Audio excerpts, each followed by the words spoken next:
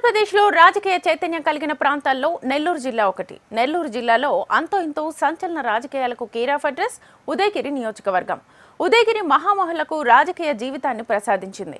దేశంలోనే అతిపెద్ద జాతీయ పార్టీకి జాతీయ అధ్యక్షుడు, దేశంలోనే అత్యున్నత పదవుల్లో ఒకటైన ఉపరాష్ట్రపతితో పాటు పలువురు రాజకీయ ఉద్దండులను జాతికి అందించిన ప్రాంతం ఉదయగిరి. అయితే నిత్యం కరువు కాటకాలతో నియోజకవర్గంలో ఉపాధి లేక వలసబాట పట్టే యువకుల కోసం ప్రస్తుత అభ్యర్థులు ఏం చేస్తారు అన్నదే ప్రజల మదిలో మెదులుతున్న ప్రశ్న.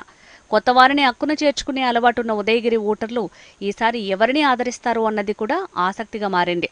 ఉదయగిరి బరిలో దిగుతున్న వారు చాలా మంది ప్రత్యక్ష రాజకీయాలతో ఇప్పటివరకు సంబంధం లేనివారే తొలిసారిగా నామినేషన్ దాఖలు చేస్తున్నారు.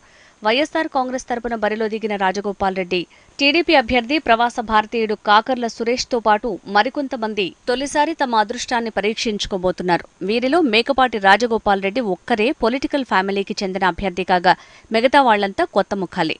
కాంగ్రెస్ పార్టీ అభ్యర్థి Somu Anil Kumar, radical party of India నుంచి పైడి మనోహర్, యుగతులసి పార్టీ అభ్యర్థిగా కుంకు బాలాజీ, స్వతంత్ర అభ్యర్థులుగా మూల వెంకటరమణారెడ్డి, బిజ్జం కృష్ణప్రియ, వింజం శ్రీకాంత్, కేతిరెడ్డి కృష్ణకుమార్ రెడ్డి ఉదయగిరి రిటర్నింగ్ అధికారి ఎదుట నామినేషన్లు దాఖలు చేశారు.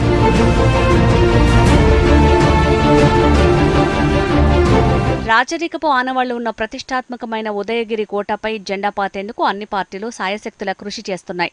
అభ్యర్థులు కూడా శక్తివంచన లేకుండా ప్రచారం నిర్వహిస్తున్నారు. చూడాలి మరి ఉదయగిరి ప్రజలు ఎవరిని అక్కున చేర్చుకుంటారు, ఎవరిని తిరస్కరిస్తారు. Wait for June 4.